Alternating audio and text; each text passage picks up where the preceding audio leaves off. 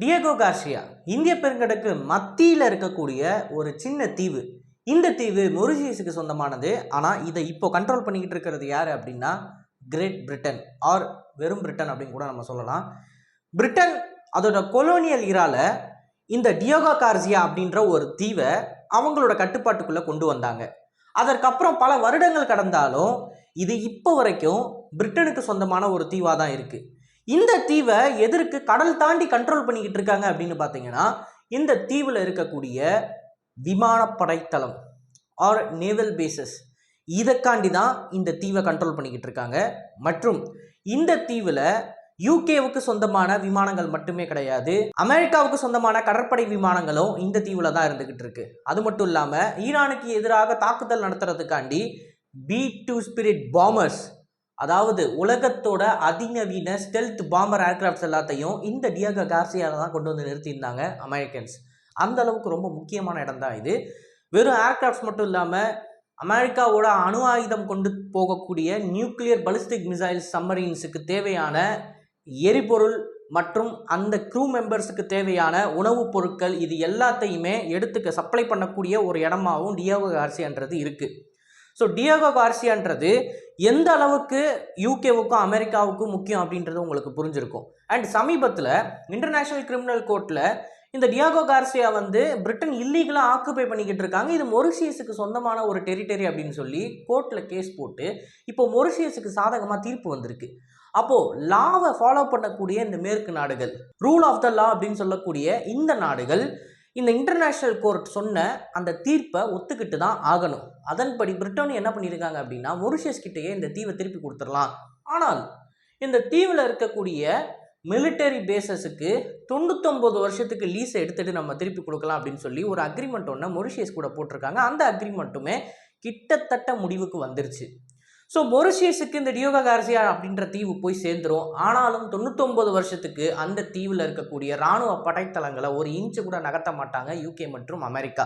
இதை கடந்த வருடம் ட்ரம்ப் அவர்கள் இது ஒரு நல்ல டீல்ப்பா, மொரிஷியஸுக்கு அதோட டெரிட்டரி கிடச்சிருச்சு, நமக்கு நம்மளோட ஏர்பேஸும் 99 வருஷத்துக்கு கிடைக்குது.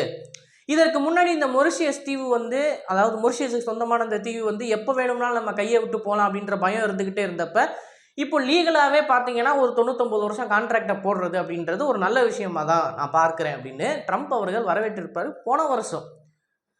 அது வேற வாய், இது நாரவாய் அப்படின்ற மாதிரி இப்போ ட்ரம்ப் அவர்கள் என்ன பண்ணியிருக்காரு அப்படின்னா யூகே இந்த டியேகோ கார்சியாவை மொரிஷியஸுக்கு கொடுக்கறதுன்றது ஒரு முட்டாள்தனமான விஷயம் அப்படின்ற மாதிரி கடுமையான சொற்களில் பிரிட்டனுக்கு எதிராக அவர் வாக்குவாதத்தில் ஈடுபட்டிருக்கார். மேபி கிரீன்லாண்டில் பிரிட்டன் அவங்களுக்கு சாதகமாக பேசலை அப்படின்ற காரணத்தினால இப்போ அவர் இப்படி கூட சொல்லலாம், போன வருஷம் சாதகமாக பேசிட்டு. பட் எது எப்படியோ இந்திய பெருங்கடலோட மத்தியில் இருக்கக்கூடிய டியேகோ கார்சியா ஏன் இத்தனை நாடுகளுக்கு முக்கியமாக இருக்குது அப்படின்னா இந்திய பெருங்கடலில் நடக்கக்கூடிய வர்த்தகம் தான். ஈஸ்டையும் வெஸ்டையும் இணைக்கக்கூடிய ஒரு முக்கியமான இடம் இந்திய பெருங்கடல். இந்த கடல் பகுதி வழியாக தான் சீனா, ஜப்பான் மாதிரியான இடங்கள்ல இருந்தும் மற்றும் ஐரோப்பா மாதிரியான, அமெரிக்கா மாதிரியான, மிடில் ஈஸ்ட் மாதிரியான இடங்கள்ல இருந்தும் சவுத் ஈஸ்ட் ஏஷியாவுக்கும் ஏஷியன் கண்ட்ரீஸுக்கும் குட்ஸ் போய்கிட்டு வந்துக்கிட்டு இருக்கு. ஸோ இந்த இடத்த கண்ட்ரோல் பண்ணுறதுன்றது ரொம்ப ரொம்ப முக்கியமான ஒன்று. அப்போது டியேகோ கார்சியா பற்றி நான் ஏன் பேசிக்கிட்டு இருக்கேன்? ஆக்சுவலாக இந்த வீடியோவோட டைட்டிலில் பார்த்தீங்கன்னா இந்தியாவோட ரகசியம் அப்படின்னு தானே இருக்கும். ஏன் டியேகோ கார்சியான்னு சம்மந்தமே எல்லாம் பேசிக்கிட்டு இருக்கான்னு நினச்சிங்கன்னா, அமெரிக்காவும் பிரிட்டனும் டியேகோ கார்சியாவில் இப்படி ஒரு சம்பவத்தை பண்ணிக்கிட்டு இருக்காங்க, கத்தி கூச்சலிட்டுக்கிட்டு இருக்காங்கன்ற தருணத்தில் டியேகோ கார்சியாவுக்கு அப்படியே பேரலா ஆப்பிரிக்காவுக்கு பக்கத்தில் அகலிகா அப்படின்ற ஒரு தீவில் இந்தியா ஒரு விமானப்படை தளத்தை கட்டியிருக்கு. அது எப்படின்றத தான் நம்ம பார்க்க போகிறோம். நான் உங்கள் ஆகாஷ் தமிழ் புகிய வழங்கும் டிபி டிஃபென்ஸ்.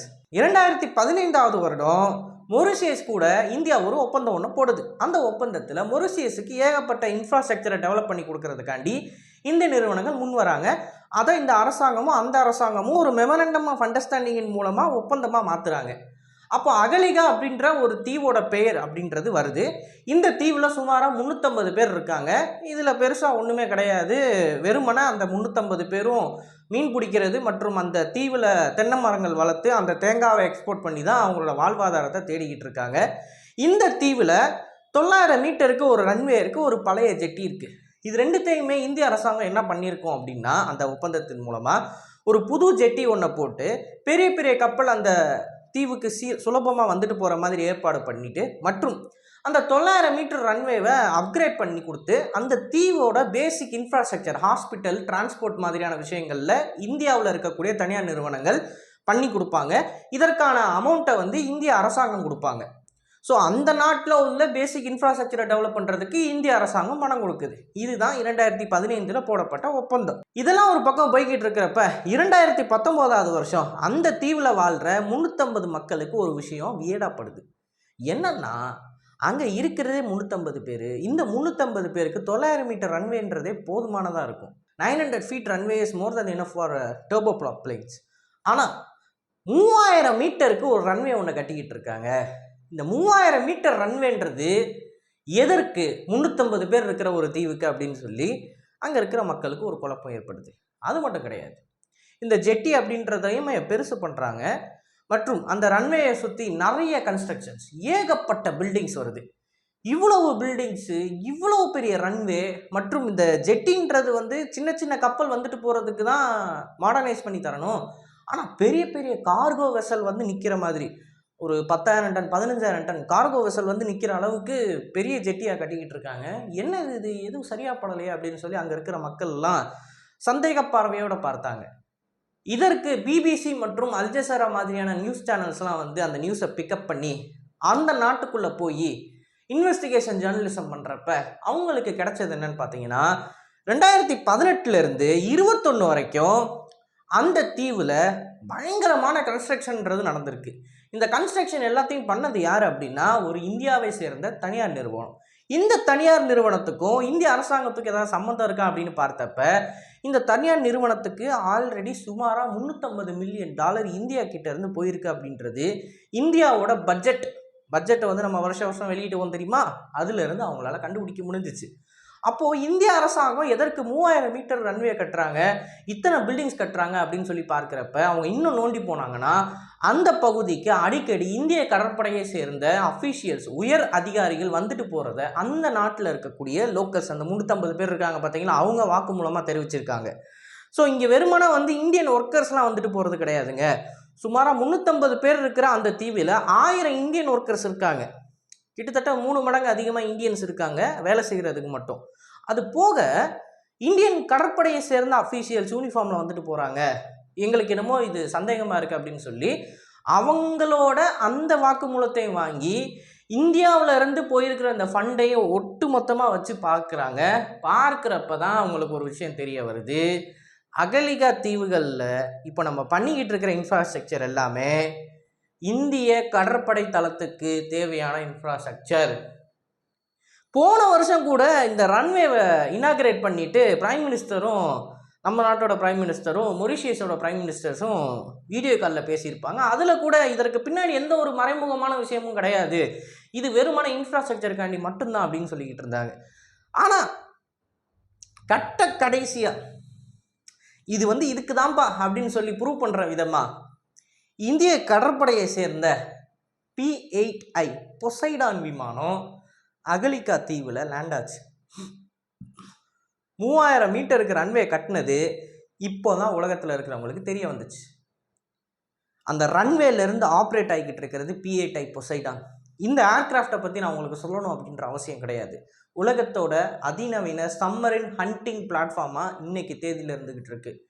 ஸோ இந்திய பெருங்கடலில் வளர்ந்து வரும் சீனாவோட ஆதிக்கத்தை நிறுத்துகிற மாதிரி தான் ஆப்பிரிக்காவுக்கு பக்கத்தில் அகலிகாவில் நீர்மூழ்கி கப்பல்களை சர்வைலன்ஸ் பண்ணி அது எங்கே இருக்குது அப்படின்றத கண்டுபிடிக்கிற ஆசெட்டான P-8I பொசைடான் நிறுத்தியிருக்காங்க.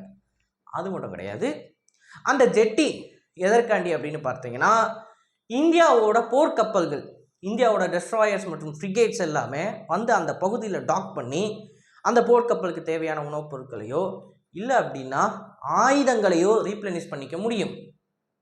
வருங்காலத்தில் இந்த குறிப்பிட்ட பகுதியில் ஒரு கான்ஃப்ளிக்ட் நடக்குது அப்படின்னு வச்சுக்கலாம். இந்த கான்ஃப்ளிக்ட்டுக்கு நம்மளோட போர்க்கப்பல்களை 1000 கிலோமீட்டர் 1500 கிலோமீட்டர் தள்ளி இருந்து அனுப்புவோம். அப்படி அனுப்புகிறப்ப இந்த போர்க்கப்பலுக்கு தேவையான உணவுப் பொருட்கள் அல்லது இந்த போர்க்கப்பல் பயன்படுத்தியிருந்த ஆயுதங்கள் எல்லாமே தீர்ந்து போயிருச்சு அப்படின்னா திருப்பி மறுபடியும் 1500 கிலோமீட்டர் டிராவல் பண்ணி வராமல் இந்த இடத்துல இருக்கக்கூடிய அகலிகா தீவுகளில் இருக்கிற இந்திய கடற்படை தளத்தின் மூலமாக ரீப்ளனிஷ் பண்ணிக்க முடியும். ஏன்னா அங்கே ஒரு ரன்வே இருக்குது, கார்கோ ஏர்கிராஃப்டின் மூலமாக நமக்கு தேவையான மிசைல்ஸையும் ஃபுட் மெட்டீரியல்ஸையும் கொண்டு வந்து இறக்கிக்கிட்டே இருக்க முடியும். ஸோ இது ஒரு ஃபார்வர்ட் பேஸாக இருக்கும். ஸோ உலகத்தில் இருக்கிற எல்லாரும் டியோகோ கார்சியாவை பற்றி இப்போ பேசிக்கிட்டு இருக்க தருணத்தில் டியோகோ கார்சியாவுக்கு பேரலாகவே இந்தியா கிட்டேயும் ஒரு கடற்படை தளம் இருக்குது அப்படின்றத இந்த காணொலியின் மூலமாக நம்ம தெரிவிக்கணும் அப்படின்னு நான் நினச்சேன். அண்ட் அது மட்டும் இல்லாமல் ஃப்யூச்சரில் இந்திய கடற்படையோட ஆசெட்ஸ் பெருக அதாவது விமானங்கள் சேர்க்க இந்த கடற்படை தளத்திலையும் தேஜஸ் மார்க் 2 நேவி வேரியண்ட் மாதிரியான விமானங்களோ இல்லை அப்படின்னா டெட்பிஎஃப் மாதிரியான போர் விமானங்களோ இல்லை அதுவும் இல்லை அப்படின்னா பாமர்ஸும் ஃப்யூச்சரில் நிற்கிறதுக்கு அதிக வாய்ப்புகள் இருக்குது. ஸோ இன்றைக்கான காணொலியில் நான் சொன்ன தகவலை பற்றி நீங்கள் என்ன நினைக்கிறீங்க அப்படின்றத மறக்காமல் கமெண்ட்ஸில் பதிவிடுங்க. அண்ட் இது போல் நிறைய தகவலை தெரிந்து கொள்ள டிபி நியூஸ் பேஜை ஃபாலோ பண்ணிக்கோங்க. நல்லது, இப்போ இருந்து நல்ல சமுதாயத்தை வரக்கும். நன்றி, வணக்கம்.